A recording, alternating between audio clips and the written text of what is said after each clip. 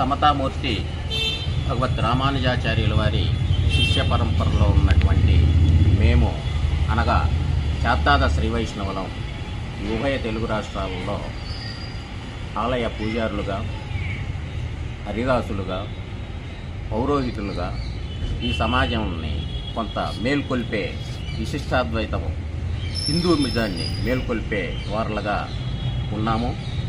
అయితే ఈ మధ్య ఈ వేణుస్వామి వ్యవహారం వెలుగులోకి వచ్చింది.